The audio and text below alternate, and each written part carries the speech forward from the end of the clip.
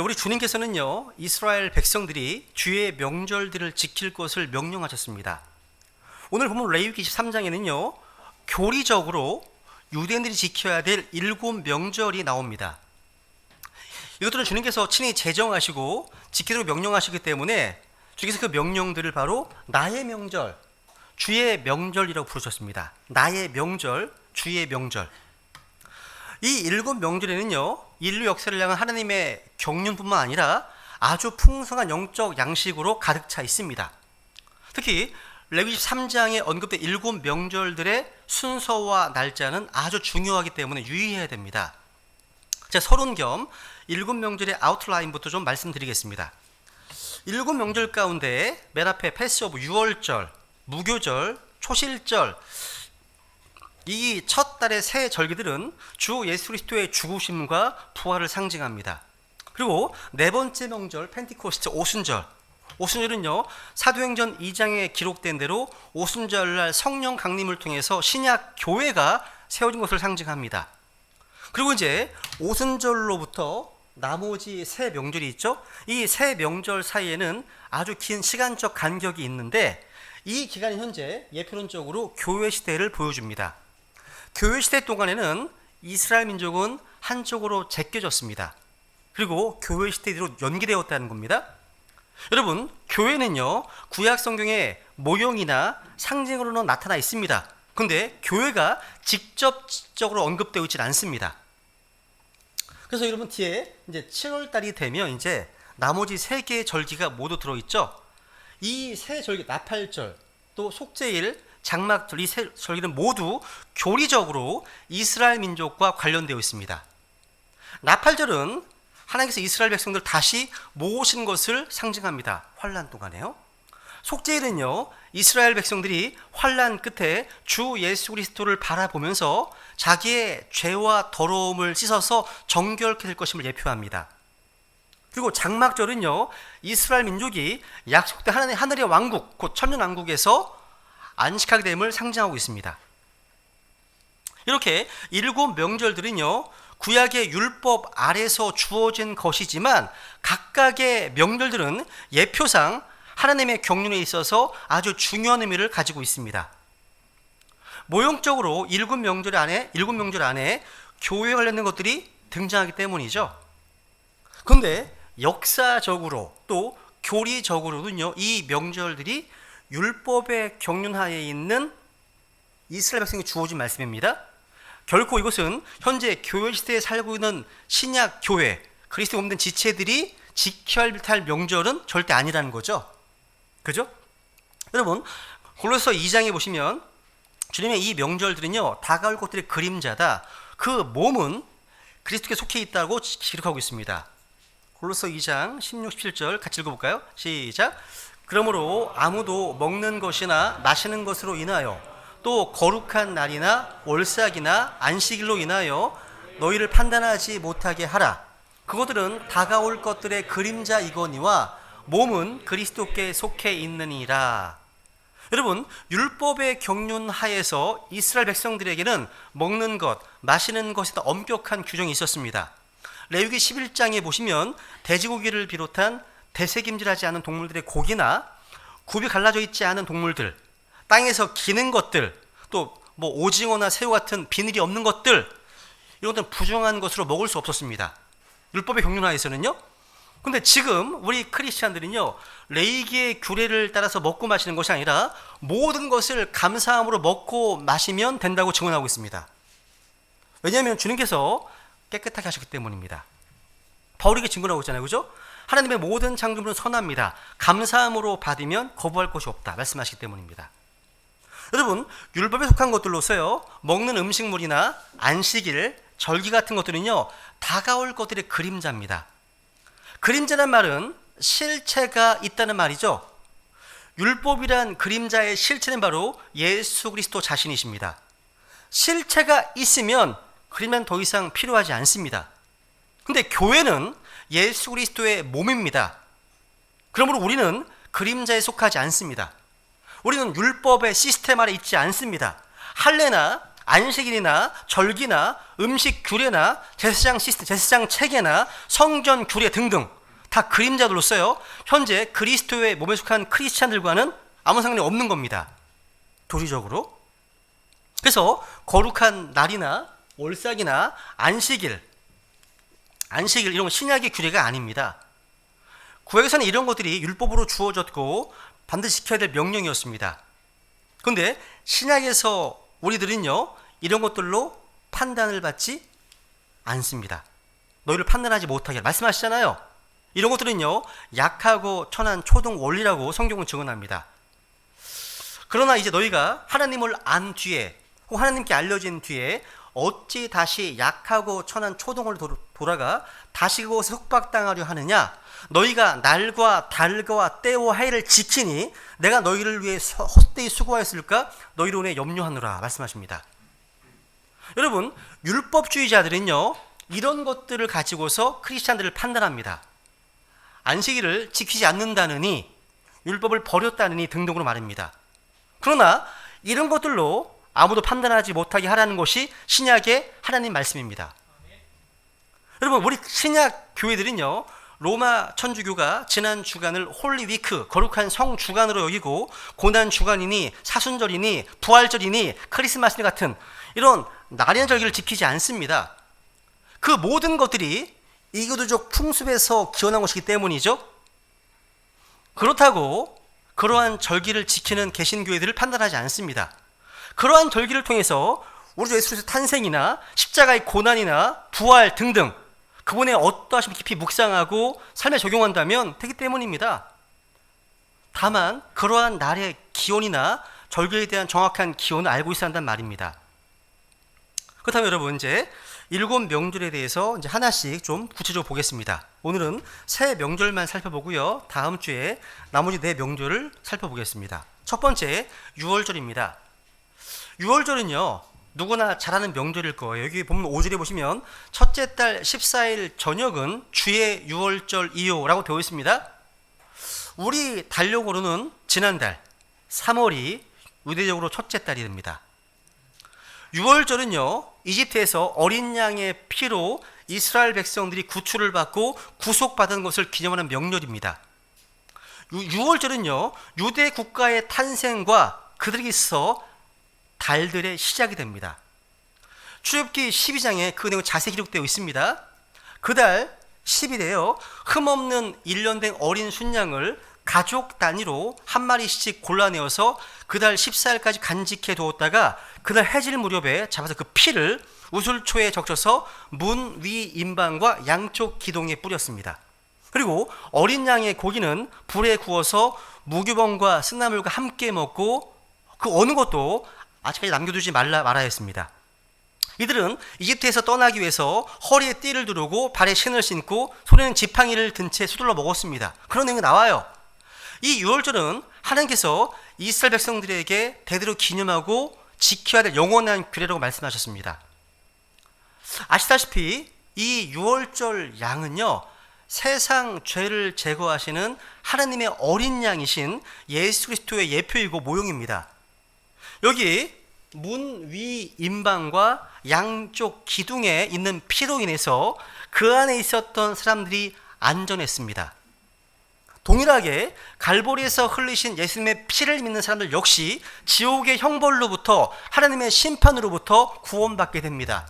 안전하게 되는 거죠. 구원의 안전이죠. 그 피 아래만 있다면.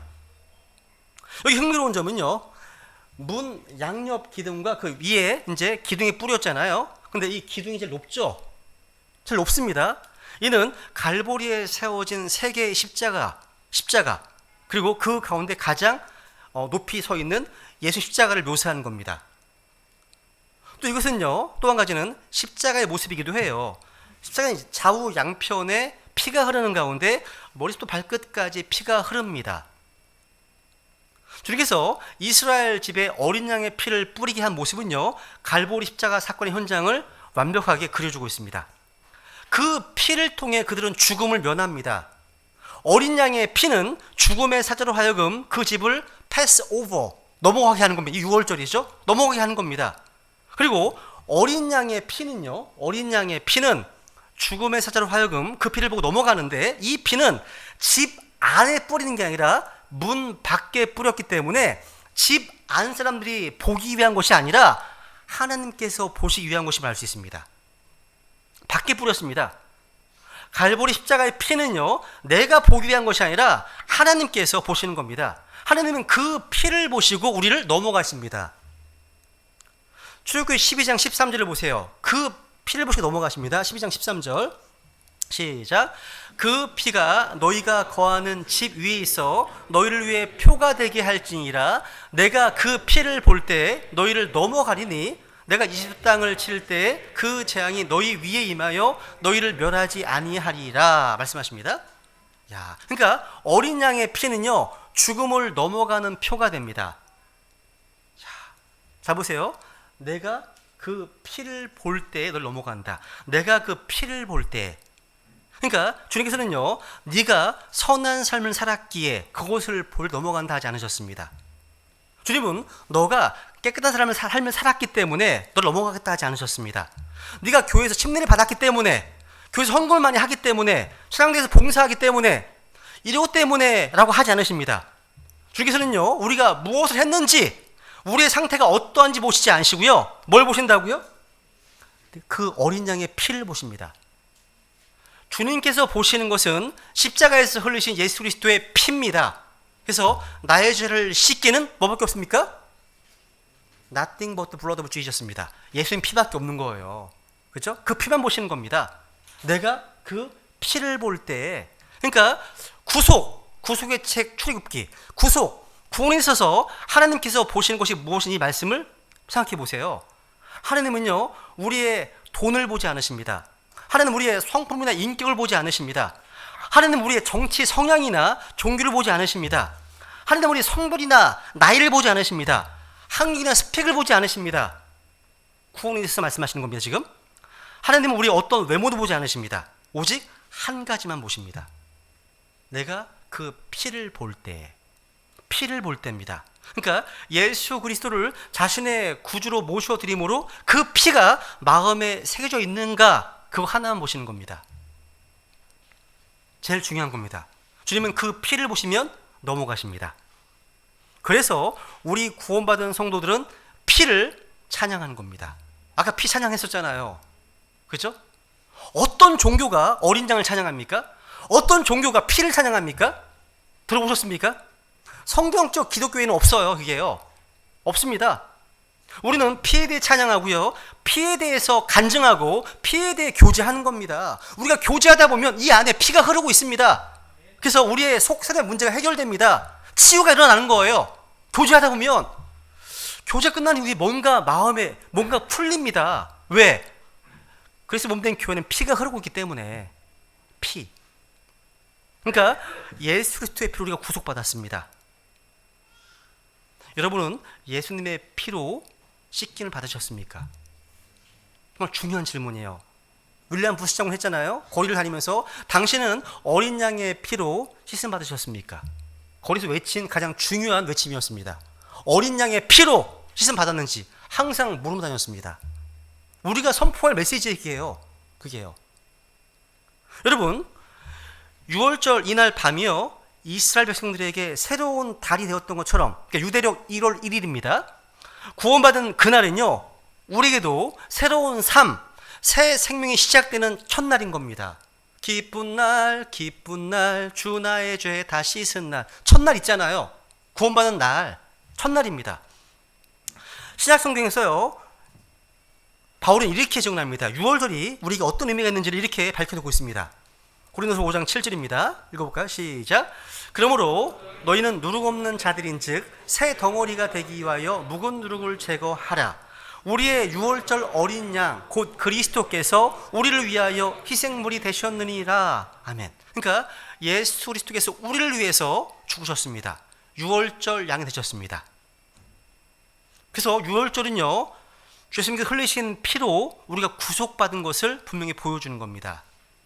실제 우리 주님께서는요, 6월절 양을 잡는 그날에 잡히셔서 죽으셨습니다. 그러니까 6월절에 예표를 완전히 이루신 거죠. 그죠? 6월절입니다. 두 번째, 무교절입니다. 무교절. 무교절은요 6월절 바로 다음 날 시작해서 7일간 계속되었습니다. 여기 6절부터 읽어볼까요? 시작. 같은 달 15일은 주를 위한 무교절이니 너희는 반드시 이래 동안 누룩 없는 빵을 먹을 것이요 첫째 날에는 너희가 거룩한 집회로 모이고 그날에는 아무 노동도 하지 말 것이며 너희는 이래 동안 주께 불로 예비하는 헌물을 드릴 것이요 일곱째 날에도 거룩한 집회로 모이고 그날에는 아무 노동도 하지 말지니라 말씀하시네요. 여러분 6월절 바로 다음 날 시작하는 무교절 기간 동안에 이스라엘은요 누룩 없는 빵을 먹어야 합니다. 성경에서 누룩은요 모두가 다 부정적인 의미로 쓰여집니다. 마태복음 16장에서는요 거짓 교리, 악한 교리를 말씀하실 때 누룩으로 말씀하십니다.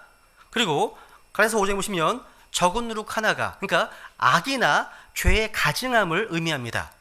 누룩은 다 이런 뜻으로 쓰입니다. 근데 우리가 주목해야 될 사실은요 6월절 다음에 무교절입니다. 따라해보세요. 6월절 다음에 무교절. 이 순서가 바뀌면 이단이 됩니다. 즉 무교절에서 이야기하는 누룩, 죄를 제거해서 구속받은 사람들은 아무도 없다는 거죠.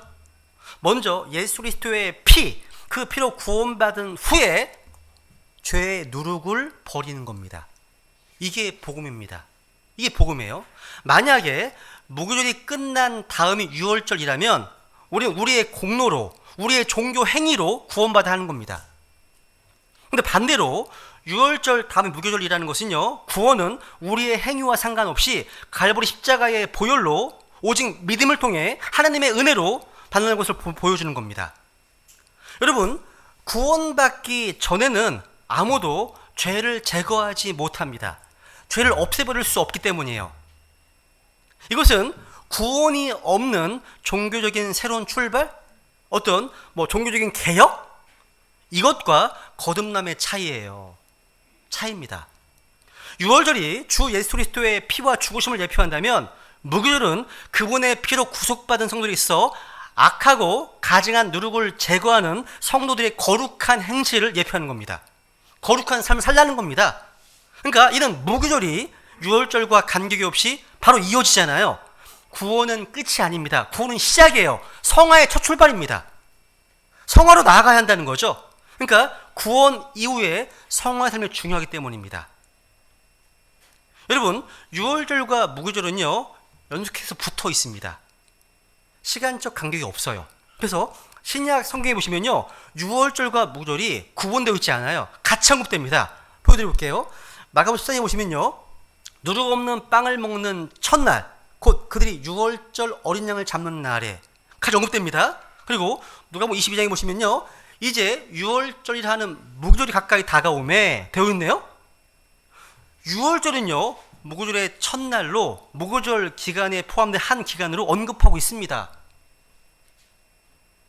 6월절이 예수 그리스도의 죽으심의 모형이라면 무교절은요 성도들의 거룩한 삶에 대한 모형입니다. 일주일간의 무교절의 기간은요 구원받은 성도들이요 믿는 성도로서 살아야 할 인생의 전 과정을 가리키는 겁니다. 즉 예수의 피로 구원받은 성도는요 이전의 누룩을 버리고 이제 새로운 삶으로 거룩한 생활을 해야 한다는 겁니다. 그래서 여기 앉아 계신 거 아니에요? 구원받았기 때문에 우리가 말씀을 읽고 주님께 경배드리고 기도하고 교회와 함께 교제하고 복음 선포하는 삶 바뀌었잖아요. 바뀐 거 아닙니까? 그죠? 한번 고린도서 5장 7절 8절 다시 읽겠습니다. 시작. 그러므로 너희는 누룩 없는 자들인즉 새 덩어리가 되기 위하여 묵은 누룩을 제거하라. 우리의 유월절 어린 양 곧 그리스도께서 우리를 위하여 희생물이 되셨느니라.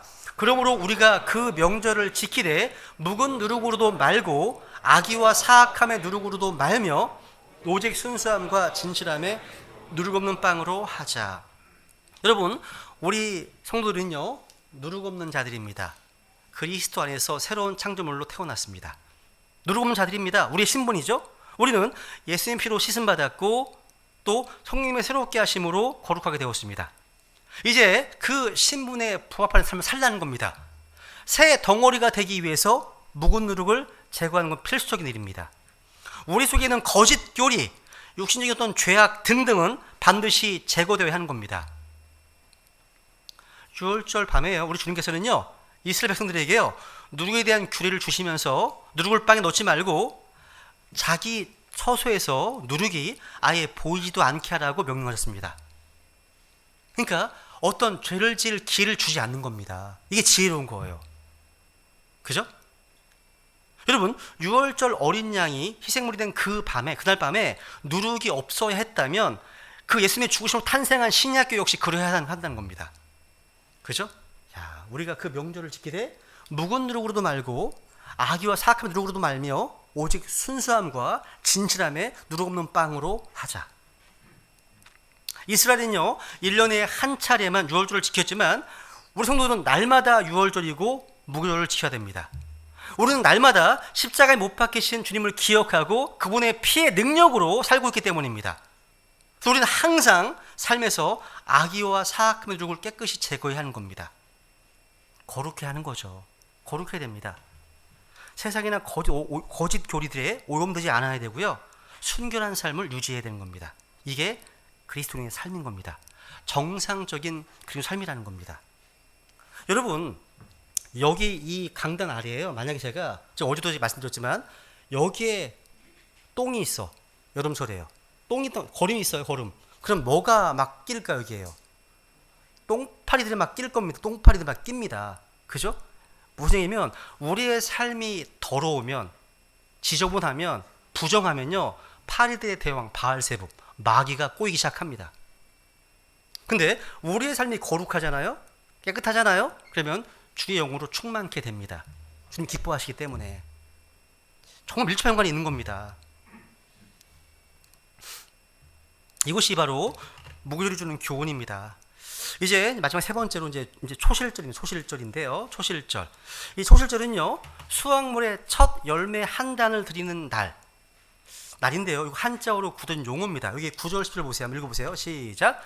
주께서 모세에게 말씀하여 이르시되 이스라엘 자손에게 말하고 그들에게 이르라.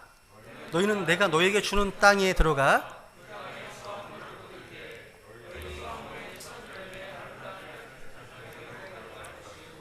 너희 수확물의 첫 열매 한 단을 제사장으로 가져갈 것이오 되어 있네요. 여러분, 초실절이라는 말은요, 우리가 보는 이 흠정역 성경에는 나오지 않는 말이에요. 성경에 있는 단어들 그대로 제가 표현한다면 수확물의 첫 열매 한 단을 드리는 날, 이렇게 표현할 수 있습니다. 그 말을 한자어로 굳어진 용어가 초실절입니다. 그래서 편의상에서 초실절이라는 말로 부르겠습니다. 초실절은요, 무교절의 안식일 다음 날입니다. 무교절 안식일 후 첫날이 초실절이 되는 겁니다. 광야에서는요, 이스라엘 백성들이 농사를 지을 수 없었기 때문에 가나안 땅에 들어가서야 지킬 수 있었습니다. 희생 제물은 양이 아닙니다. 염소가 아닙니다. 수확물의 첫 열매들의 단위였습니다. 수확물의 첫 열매들의 단위였습니다. 다시 보시면 수확물의 첫 열매 단 나와 있죠, 그죠? 이 첫 열매를요, first fruit 하고서 s가 붙어 있네요, 그죠? 여러분, 수확물의 첫 열매 한 단을 주님께 드린 것이 바로 초실절입니다. 초실절은 예수 그리스도의 부활을 예표합니다. 그걸 모형적으로 잘 보여주고 있습니다. 여기 첫 열매라고 번역했지만 영어로 first fruit s가 붙어 있는 복수 형태로 되어 있습니다. 오늘 우리 영어 사전에 보시면 이게 단복수로 비슷하게 언급되어 있어요. 그러니까 거의 단수로 쓰여집니다.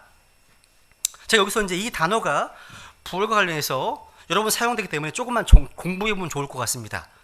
이 첫 열매란 이 뜻에 이 first fruit 단수로 2번 쓰였고요, 복수로 30번 쓰여 있습니다. 킹제임스 성경에서요. 그러니까 딱 2번만 단수로 쓰여 있어요. 그러니까 이 단어들을 다 전부 단수로 주장하시는 분들도 계시지만 킹제임스 성경에는요, 단수와 복수가 엄연히 존재하고 그것을 구분하고 있다는 거예요. 우리도 구분해야죠. 성경이 구분하고 있는데 구분해야 됩니다. 그러니까 우리는 사람들이 만든 영어 사전이 아니라 킹제임스 성경의 용례를 따라야 됩니다. 한번 보여드릴게요. 단수가 아니면 보여드릴게요. 출애굽기 23장에 보시면 이런 말씀이 있습니다.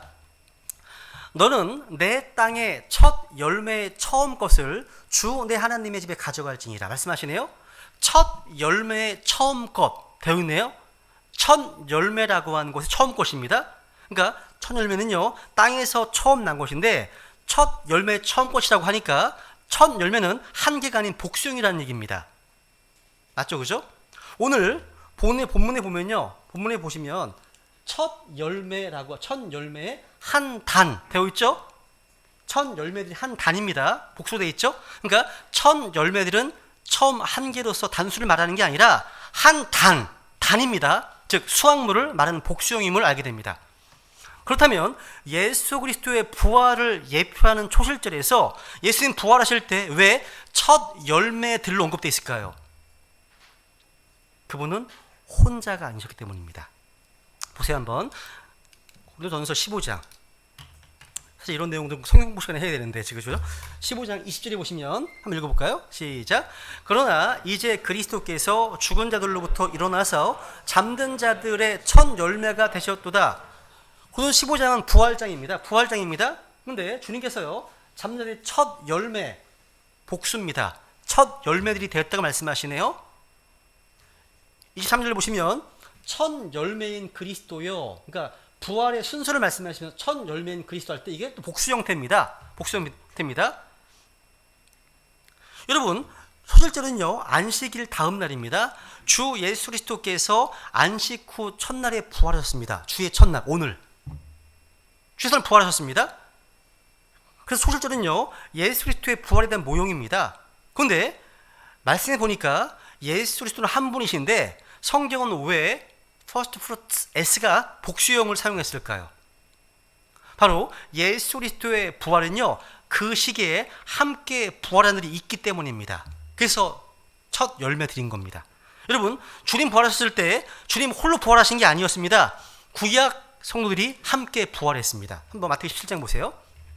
17장에 보시면 무덤들이 열리니 잠든 성도들의 많은 몸이 일어나 그분의 부활 뒤에 무덤 밖으로 나와서 거룩한 도시로 들어가 많은 사람에게 보이니라 말씀하시네요. 이 말씀은 왜 예수 그리스도의 부활에 단수가 아니라 첫 열매들, 복수의 단어가 사용되었는지를 쉽게 알 수 있는 내용입니다. 예수 그리스도의 부활과 더불어서 첫 열매들로서 구약 성도들이 함께 부활했기 때문입니다. 주 예수님은 한 번만 부활한 게 아니에요. 그리고 이 단어를 공부해 보시면요, 신약 성도들의 부활과 환란 성도들의 부활을 가리키며 사용되기도 합니다.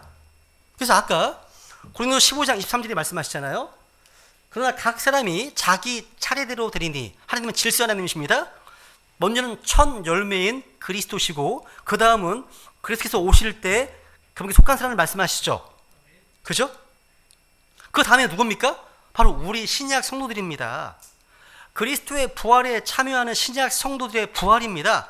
근데 우리 또한 첫 열매들이라고 표현되어 있습니다. 그러니까 우리 신약 성도들 역시 성경에 보면요, 주님께서는 성령의 첫 열매를 소개 우리까지도, 그러니까 복수로 되어 있죠.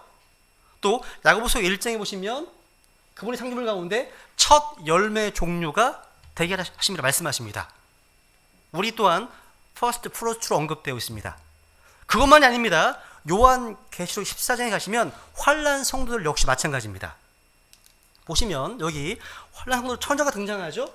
그들도 첫 열매가 된 자들입니다. 퍼스트 프루트 S가 되어 있습니다. 그러니까 환란 성도들 역시 주 예수 그리스도께 참여한 자도 첫 열매들입니다. 이들은 이삭 죽기에 해당됩니다. 그러니까 첫 열매들이는요, 이렇게 구약 성도들과 신약 성도들과 환란 성도들 다 모두 첫 열매들이라는 사실이에요. 그래서 예수 그리스도의 부활을 예표하는 초실절을 가리키면서 표현하면서 수확물의 첫 열매들의 단이라고 말씀하고 있는 겁니다. 여기서 우리는요, 킹제임스 성경의 단어들 하나하나에 정말 풍요로움을 보게 됩니다. 이것을 여러분 계시록 20장에 보시면요, 첫째 부활과 관련해서 설명할 수 있어요. 첫째 부활은요, 첫 열매, 수확, 이삭 죽기 이렇게 세 가지 나눌 수 있습니다. 주님 이스라엘 남자들에게요, 1년에 3차례 주 앞에 나오게 하셨습니다. 무교절, 칠칠절, 장막절이에요. 이 세 절기는 다 첫째 부활의 모형이에요. 무교절은요, 첫 열매이신 예수 그리스도와 구약 성도를 예표합니다. 칠칠절은요, 오순절입니다. 목요일이 끝난 후 7주 후로 수확절기예요. 신약 성도들의 부활과 휴거를 대표합니다. 장막절은요, 주님 재림하시는 때인 9월과 10월 사이에 있는데 환란을 거친 성도들의 부활국을 대표합니다. 크리스찬들은요, 제가 다음 주에 보게 될 7.7절로 예표되는 시점, 즉 환란 직전에 모두 들림받습니다. 성경에 보시면요, 주님 다시 오시는 날 주님께서 우리 양의 이름을 다 부르실 겁니다. 영소가 이리로 올라오라. 이렇게 양의 이름 불러서 밖으로 우리를 부르실 겁니다. 공중으로 부르실 겁니다. 근데 이리로 올라오라, come up hither, 이 말이 성경에 3번 나옵니다.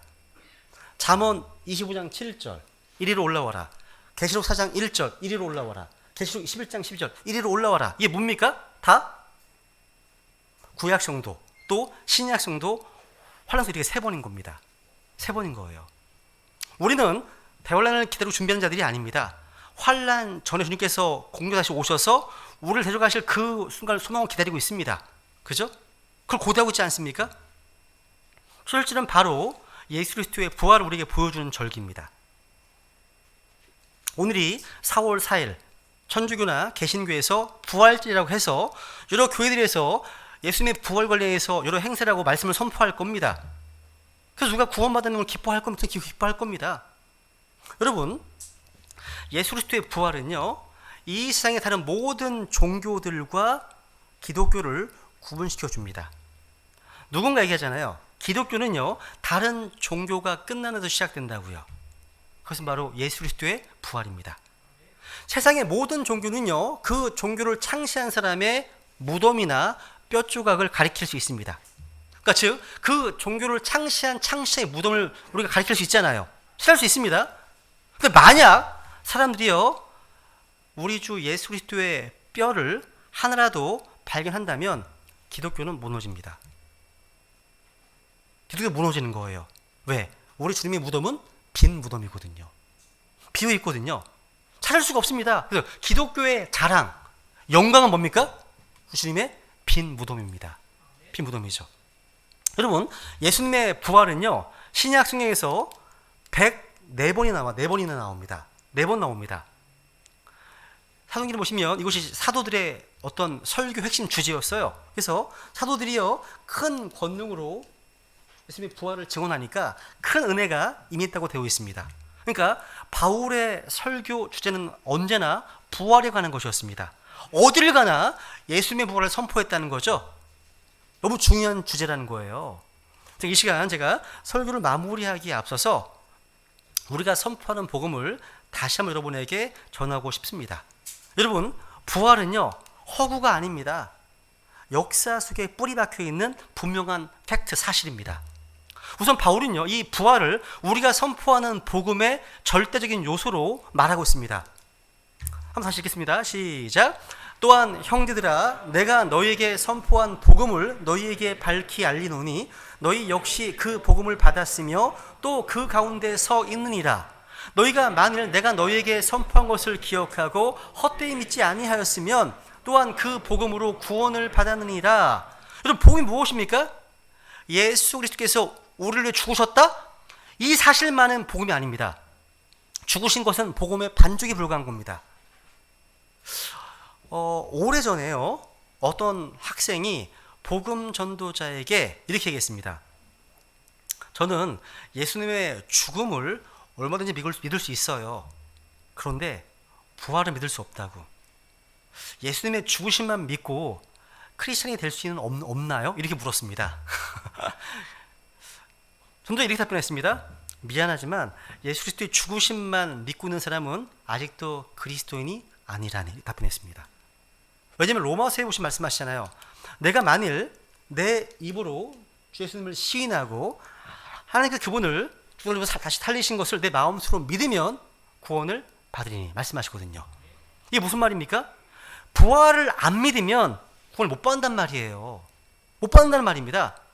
주님께서는요, 우리의 죄를 사면해 주시기 위해서 우리 죄를 짊어지시고 십자가에 죽으셨습니다.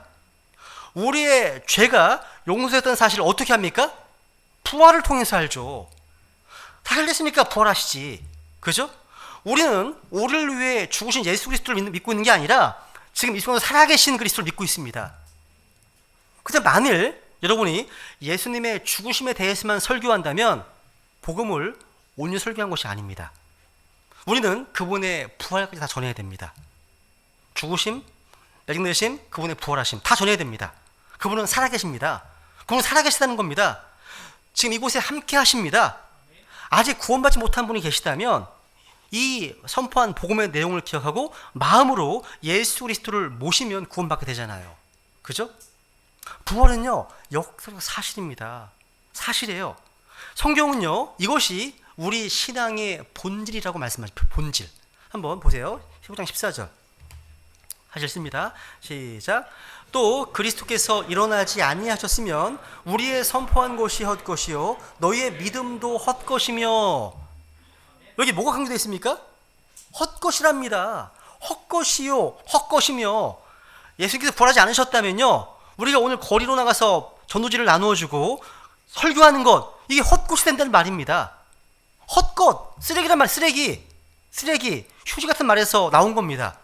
만약 부활이 거짓이라면 우리의 신앙은요, 쓰레기에 불과하다는 겁니다. 휴지 조각에 불과한 겁니다. 아무 능력이 없는 겁니다. 사람을 변화시킬 수도 없고 소망이 될 수도 없고 기쁨이 될 수도 없는 겁니다. 그래서 여러분, 예수님의 부활을 목격한 증인들의 반응을 보세요. 한번 보시면 그들이 두려움과 큰 기쁨을 가지고 서둘러 떠났습니다. 그러니까 부활을 목격한 증인들, 그냥 기쁨이 아니라 큰 기쁨이 있네요. 왜 기쁨이 있습니까? 이것은 바로 죄의 문제, 죽음의 문제에 대한 해답을 발견한 그런 기쁨이라는 겁니다. 여러분, 인생의 가장 중요한 문제가 뭡니까? 죄와 죽음의 문제가 아니겠습니까? 아무도 이 죄와 죽음의 문제에서 피해갈 수 있는 사람은 아무도 없습니다. 죽음은 모든 사람을 지배합니다. 죽음이 모든 인류를 지배하고 군림하고 있잖아요. 그죠? 한 번 죽는 사람에 다 정해져 있습니다. 심판이 있습니다. 이 죽음의 지배에 종속되지 아니할 사람은 아무도 없습니다. 우리는 모두 죽습니다. 반드시 죽습니다. 사망률 100%입니다. 왜요? 죄의 시작은 사망이기 때문에. 죄의 시작은 사망이기 때문에. 코미디언 자니카스 이런 말 했잖아요. 미국에서는요, 죽음과 세금 외에는 아무것도 확실한 것이 없다고요. 맞아요. 여러분, 근데 세금은요, 이중약물을 쓴다든지 아니면 좀 세금 포탈하는 사람도 많잖아요. 그런데 죽음은 피할 수가 없습니다. 사망률 100%입니다. 100%입니다. 이런 면에서 생각해보면요, 제가 병원 갈 때마다 생각하는 이런 것이 있어요. 암병동에서요, 시한부 인생 2개월, 뭐 3개월, 1년, 뭐 2년, 이런 사람들, 투병중인 사람들과 건강한 사람들 사이에는 그렇게 큰 차이가 없어 보여요. 그냥 시간 차이예요. 10년 차이, 20년 차이, 30년 차이, 시간 차이 뿐입니다. 근데 다 죽어요. 다 사형선고 받은 사람들 아닙니까, 우리가 다? 그죠? 근데 우리에게는 뭐가 있습니까? 이 죽음에 대한 답이 있어요. 해답이 있습니다. 복음. 그죠? 세상은요, 이 해답이 없습니다. 모릅니다. 철학이요? 교육이요? 과학이? 종교가요? 이 대답이 없어요, 이들은요. 인류의 생명공학도 이 답을 찾지 못합니다. 그냥 수명의 길을 조금 더 연장할 뿐이죠. 그죠? 조금 더 오래 살 만큼. 그 정도입니다. 근데 우리 주님께서 부활하셨기 때문에 여기 해답이 있다는 사실. 놀라운 답이죠. 예수님의 부활은요, 우리의 죄값이 지불되었다고 하는 주님 주신 영수증입니다. 영수증. 그래서 빈 무덤은요, 우리에게 이렇게 승리를 외치게 만듭니다. 이 말씀 같이 읽어볼까요? 시작. 오 사망아, 너의 쏘는 것이 어디 있느냐? 오 무덤아, 너의 승리가 어디 있느냐? 이렇게 담대히 외칠 수 있지 않습니까? 그죠? 그러니까 우리가 어찌 기뻐하지 않을 수 있겠습니까? 우리가 예수 그리스도를 믿음으로 말미암아 다른 것은 몰라도 이 죄의 문제, 죽음의 문제, 심판의 문제를 해결받고 살게 된 것, 이거 하나만으로도요, 영원히 기뻐하고 감사하며 살아야 될 이유를 가진 자입니다. 오늘 제가 여기까지 하겠습니다. 이 시간 우리 들으신 말씀을 기억하시면서 우리에게 예수 그리스도의 죽으심과 부활하심이라는 이 놀라운 부활의 복음을 주님께 감사하고 찬양하지 않겠습니까? 우리 이 시간 6월절 어린 양의 피로 구원받은 자들로서 이제 거룩한 삶을 추구하고 부활의 권능 가운데 승리하며 사는 우리 베드니 가족들 될 수 있도록 주님께 결단하면서 은혜를 구하겠습니다. 그러시겠습니다.